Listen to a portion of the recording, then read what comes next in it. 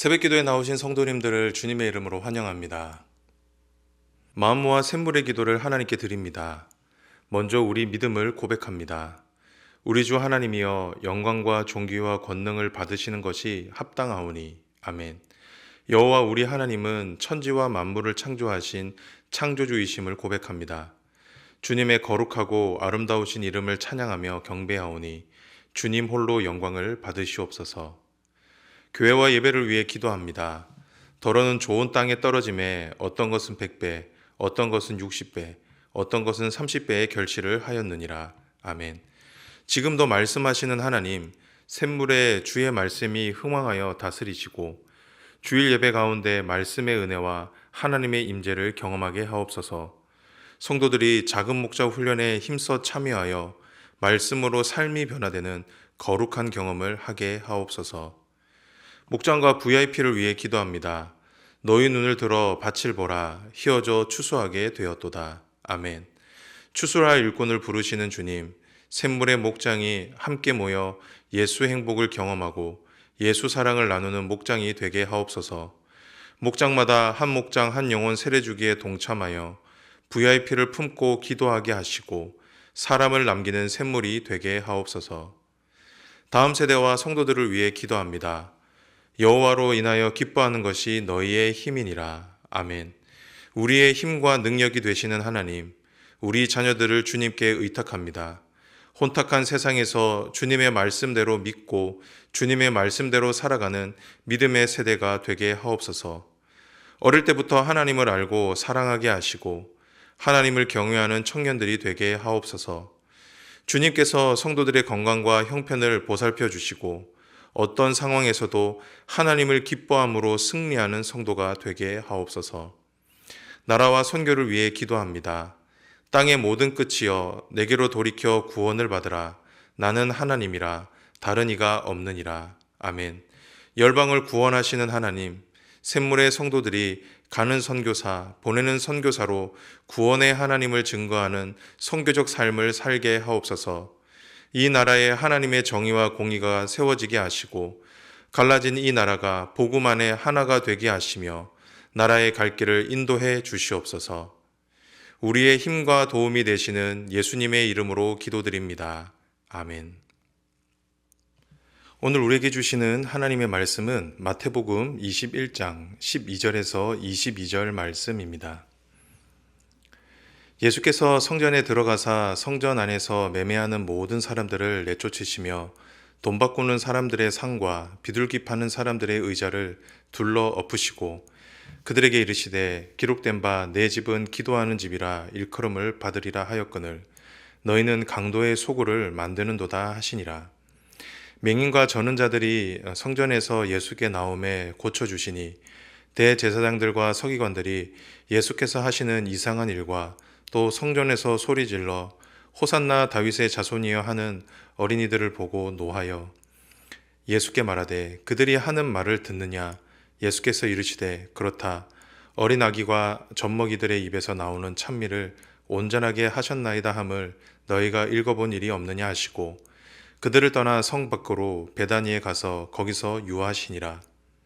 이른 아침에 성으로 들어오실 때에 시장하신지라. 길가에서 한 무화과 나무를 보시고 그리로 가사 잎사귀 밖에 아무것도 찾지 못하고 나무에게 이르시되 이제부터 영원토록 내가 열매를 맺지 못하리라 하시니 무화과 나무가 곧 마른지라. 제자들이 보고 이상히 여겨 이르되 무화과 나무가 어찌하여 곧 말랐나이까. 예수께서 대답하여 이르시되 내가 진실로 너희에게 이르노니 만일 너희가 믿음이 있고 의심하지 아니하면 이 무화과 나무에게 된 이런 일만 할 뿐만 아니라 이 산더러 들려 바다에 던지리라 하여도 될 것이요. 너희가 기도할 때에 무엇이든지 믿고 구하는 것은 다 받으리라 하시니라.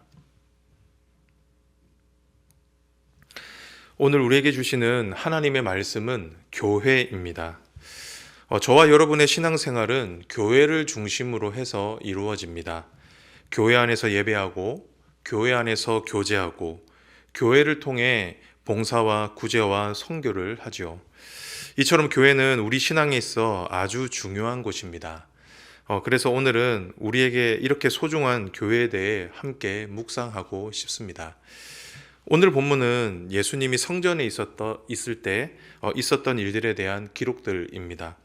그런데 사실 성경에서 말하는 성전과 교회는 똑같지는 않습니다. 엄연히 다릅니다. 하지만 구약에서 신약으로 넘어오면서 성전이 가지고 있었던 기능을 교회가 이어받았다 해도 틀리지는 않습니다. 그래서 저와 여러분은 성전을 통해 교회의 그림을 그릴 수가 있습니다. 그렇다고 하면 오늘 본문을 통해 주님께서 일러주시는 교회의 기능은 무엇일까요?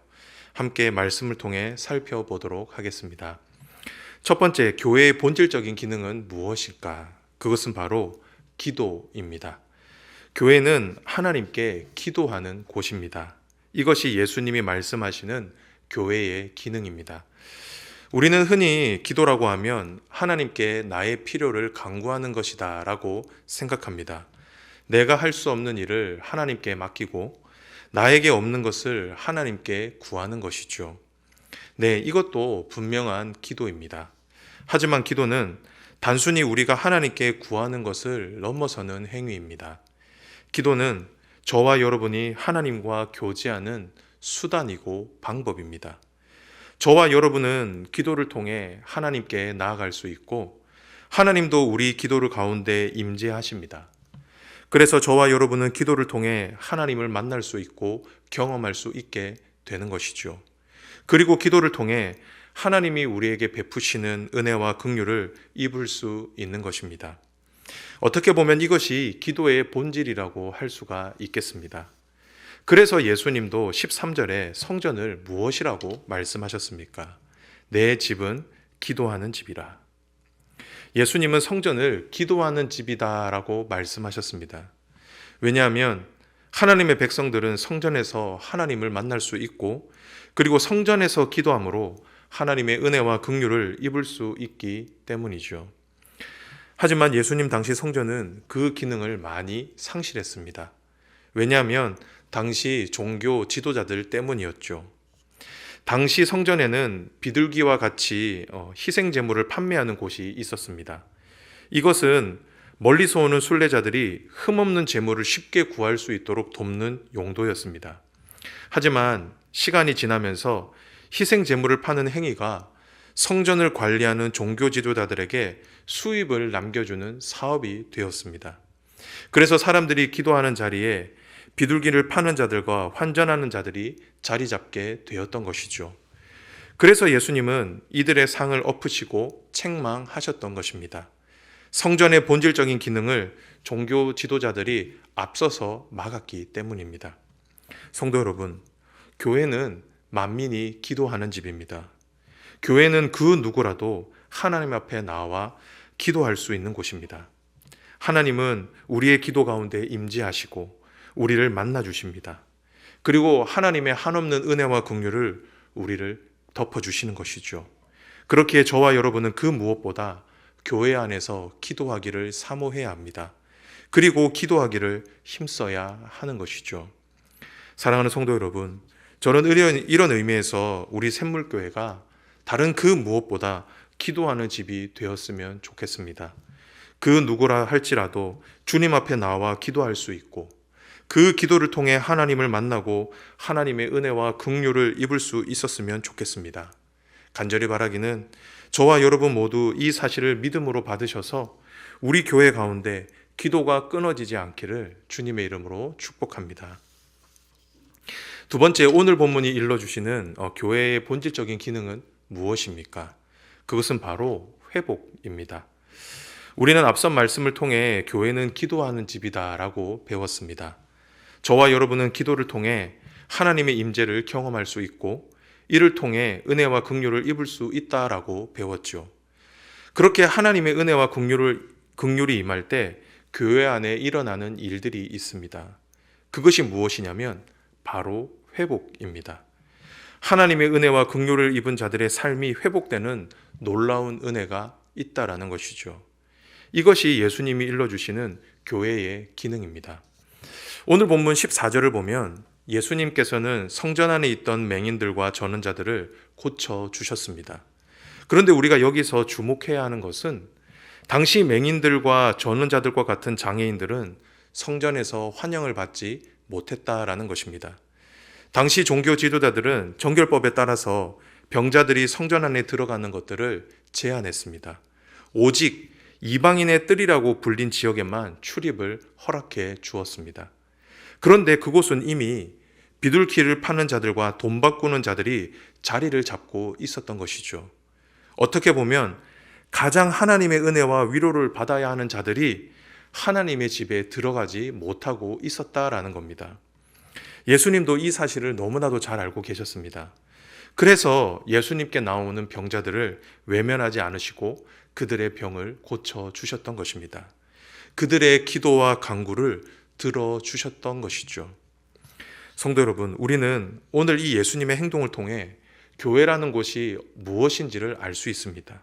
그리고 어떤 곳이 되어야 하는지도 알 수가 있습니다. 교회는 모든 자들이 회복이 되는 곳입니다. 주님 앞에 은혜와 긍휼을 입길 원하는 자들이 주님의 은혜와 긍휼을 누리는 곳, 그래서 온전한 하나님의 백성으로 회복되는 곳이 바로 교회라는 것이죠. 저는 오늘 말씀을 묵상하면서 정말 우리 교회가 이런 곳이 되었으면 좋겠다라는 생각이 들었습니다. 우리도 인생을 살아보지만 삶의 회복이 필요한 분들이 얼마나 많은지 모릅니다. 우리 주변엔 육신의 질병으로 고통받고 계신 분들이 많이 계시죠. 작은 질병에서부터 선천적인 질병까지 너무나 많은 질병이 우리를 힘들게 합니다. 그리고 우리 주변엔 정신적인 질병으로 고통받고 계신 분들이 참 많이 계십니다. 불면증과 우울증, 공황장애와 같은 질병들이 너무나도 많이 있죠. 그리고 관계의 문제로 고통받는 분들은 얼마나 많이 계십니까? 너무 많은 관계가 깨어져 어디에서부터 회복이 되어야 되는지 모를 정도입니다. 그런데 저는 이런 삶의 모든 문제가 교회를 통해서 회복이 되었으면 좋겠습니다. 삶의 회복이 필요한 분들이 교회에 나와서 기도할 때, 그리고 교회에서 드려지는 예배를 통해서, 그리고 성도들의 사랑과 헌신을 통해 회복되는 은혜가 있었으면 좋겠습니다. 그 무엇으로도 해결할 수 없는 삶의 문제가 우리 주님을 만나고 주님의 만져주심으로 회복되는 은혜가 우리 샘물교회 가운데 있었으면 좋겠다라는 것이죠. 사랑하는 성도 여러분, 이를 위해 저와 여러분이 먼저 회복이 필요한 자들을 위해서 기도했으면 좋겠습니다. 그리고 회복이 필요한 분들에게 찾아가 주님의 사랑을 전했으면 좋겠습니다. 그리고 가능하면 교회로 그분들을 초청했으면 좋겠습니다. 그리하여 우리 샘물교회를 통해 회복이 필요한 자들의 삶이 회복이 되고 주님의 자녀로 거듭나는 놀라운 은혜가 날마다 있기를 주님의 이름으로 축복합니다. 마지막인데요. 마지막으로 교회의 본질적인 기능은 무엇입니까? 그것은 바로 열매입니다. 교회는 이 땅 가운데 믿음의 열매를 맺어야 하는 곳입니다. 이것이 오늘 본문이 우리에게 일러주는 교회의 기능입니다. 오늘 18절부터 20절을 보면 조금은 이상한 기적이 하나 등장합니다. 예수님께서는 예루살렘 성 안으로 들어오실 때 배가 많이 고프셨습니다. 때마침 길가에 무화과 나무가 있었는데 그 무화과 나무에 열매가 없는 것을 보시고 나무를 향해서 저주를 하셨죠. 어떻게 보면 시장하셔서 화가 나셨나 생각할 수가 있습니다. 그런데 놀라운 것은 예수님의 이 말씀을 하신 후 곧바로 나무가 시들었다라는 겁니다. 이 모든 걸 본 제자들은 놀라면서 이상하게 생각했습니다. 그때 예수님께서 하신 말씀이 바로 이 말씀인데요. 21절을 보도록 하겠습니다. 예수께서 대답하여 이르시되 내가 진실로 너희에게 이르노니 만일 너희가 믿음이 있고 의심하지 아니하면 이 무화과 나무에게 된 이런 일만 할 뿐만 아니라 이 산더러 들려 바다에 던져지리라 하여도 될 것이요. 제자들은 무화과 나무를 보고 놀랐는데 예수님의 대답은 무엇이었습니까? 믿음에 관한 것을 말씀하셨습니다. 믿음만 있으면 모든 것을 다 할 수 있다라는 것이죠. 이 말이 무슨 말입니까? 성전은 열매를 맺는 곳이라는 겁니다. 성전은 하나님의 백성들이 믿음의 열매를 맺을 수 있도록 도와주는 곳인데 그 역할을 지금 성전이 못하고 있다라는 것이죠. 이것을 열매 없는 무화과 나무로 비유하셨던 것입니다. 우리는 이 예수님의 말씀을 통해 교회의 기능이 무엇인지를 알 수가 있습니다. 우리는 앞선 말씀을 통해 교회는 기도하는 집이라고 배웠죠. 기도를 통해 하나님을 만날 수 있는 곳이 바로 교회입니다. 그렇게 기도를 통해 하나님을 만난 자들은 자연스럽게 회복을 경험하게 됩니다. 하나님의 백성답게 온전한 사람으로 회복되는 것이죠. 그렇다고 하면 그 이후의 삶이 어떻게 되어야 한다라는 겁니까? 이 세상 가운데 믿음의 열매를 맺으며 살아가야 한다라는 것입니다. 하나님의 백성답게 예수님을 믿는 사람답게 이 세상 가운데 믿음의 열매를 맺으며 살아가야 한다라는 것이죠. 그리고 그 열매로 세상을 섬기고 세상을 배부르게 해야 한다라는 것입니다. 사랑하는 성도 여러분, 이 세상은 굶주려 있습니다. 진리에 굶주려 있고 사랑에 굶주려 있습니다. 그래서 많은 이들이 그 굶주림을 세상의 것들로 채우려고 하고 있죠. 돈으로, 명예로, 쾌락으로 채우려고 합니다. 하지만 어떻습니까? 그 굶주림과 갈증은 더 심해지죠. 그렇게 세상은 자신을 만족시켜줄 열매를 찾고 기다리고 있다라는 겁니다. 그런데 성경은 그 열매를 줄 수 있는 곳이 어디라고 말씀합니까? 교회라고 말씀합니다. 교회된 저와 여러분이 유일하다라고 말씀하신다라는 겁니다. 그렇게 저와 여러분 안에는 믿음이 있어야 됩니다. 그리고 그 믿음을 가지고 열매를 맺어야 합니다. 교회를 통해, 그리고 저와 여러분이 있는 삶의 현장에서 믿음의 열매를 맺으며 살아가야 한다라는 것이죠. 그리고 그 열매를 세상에 나누어 주어야 한다라는 것입니다. 그렇게 할 때 이 세상이 굶주림에서 벗어날 수가 있는 것입니다. 이 사실을 믿음으로 받으시기를 바랍니다. 그리하여 우리 교회 안에 귀한 믿음의 열매가 많이 맺혀지기를 소망합니다. 우리의 삶을 통해 귀한 열매들이 주렁주렁 맺히기를 바랍니다. 그리하여 저와 여러분을 통해, 그리고 우리 교회를 통해 이 세상 가운데 허기진 사람들이 배를 채우고 회복되는 놀라운 은혜가 있길 주님의 이름으로 축복합니다. 말씀을 정리합니다. 오늘의 말씀, 교회의 본질적인 기능이었습니다. 주님께서 일러주시는 교회의 본질적인 기능은 무엇입니까? 첫 번째는 기도였습니다. 그리고 두 번째는 회복이었습니다. 그리고 마지막은 무엇이었습니까? 열매였습니다.